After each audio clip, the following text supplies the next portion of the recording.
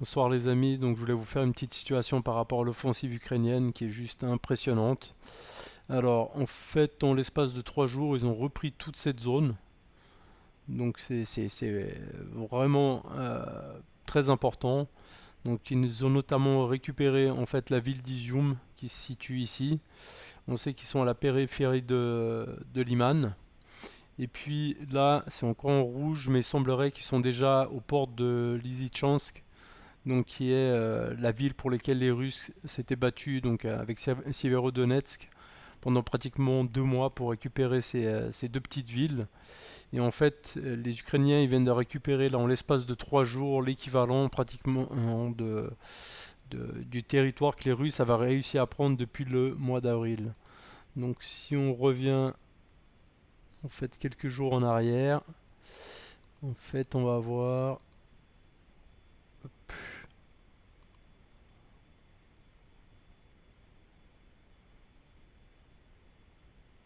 Donc voilà, on voit qu'il y a quelques jours en arrière, en fait, toute cette zone, donc ici notamment Kupiansk, et puis toute cette zone ici est occupée par les Russes, toute cette zone, et Izium aussi, Liman aussi, et donc voilà la situation telle qu'elle est aujourd'hui.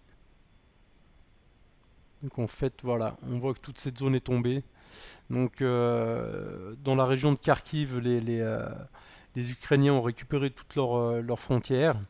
Et puis ça va poser des sacrés problèmes de logistique aux Russes parce que notamment en fait les Ukrainiens ont pris la ville de Kupiansk et en fait tous les renforts en fait russes venaient en fait depuis la ville de Belgorod et étaient acheminés par des chemins de fer et puis ça passait par cette ville de Kupiansk. Donc en fait ils viennent de couper les lignes de ravitaillement des Russes. Maintenant, il y a l'oblast en fait de Lugansk qui se retrouve à la merci de nouvelles offensives ukrainiennes. Donc les Russes sont pratiquement dans cette zone revenus à la situation du début du conflit. Il leur reste en fait toute cette zone, l'accès en fait à la Crimée, qui est un objectif stratégique pour les Russes. Mais il y a une contre-offensive donc en cours dans la région de Kherson. Et là aussi, on voit les zones grisées, bah, c'est déjà des positions que les Ukrainiens ont réussi à reprendre. Et surtout maintenant, en fait, ça va leur libérer beaucoup de troupes. Donc en fait, ces troupes qui ont été libérées ici, elles pourraient très bien de permettre, par exemple, de faire une offensive en direction de Mariupol et de couper en fait les forces russes.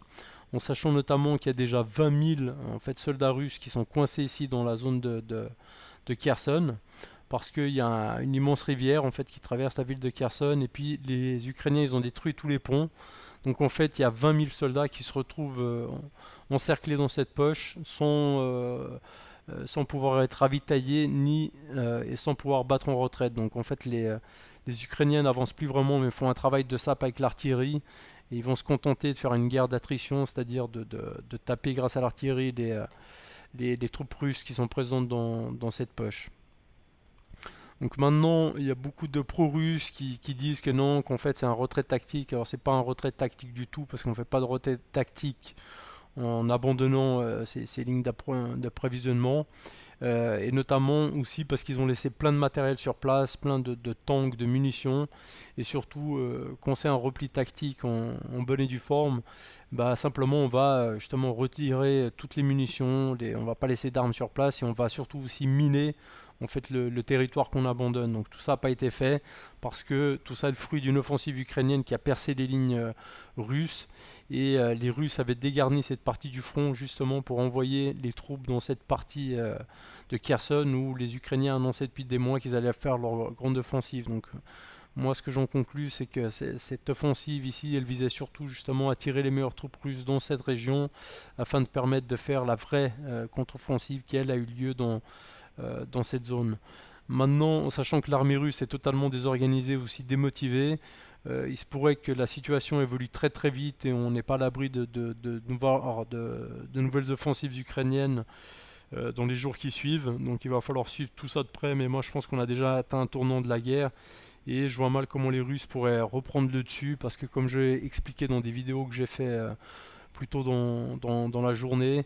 Ils ont perdu un peu tous les avantages stratégiques qu'ils avaient. Actuellement, les Ukrainiens sont très bien équipés, ils ont un super renseignement qui est le renseignement que leur fournit l'OTAN, et les Russes n'ont plus vraiment de grosses cartes à jouer. Donc on va voir ce qui se passe dans les jours et les semaines à venir, mais je pense que cette affaire est plus ou moins déjà pliée. Voilà, c'était une petite vidéo.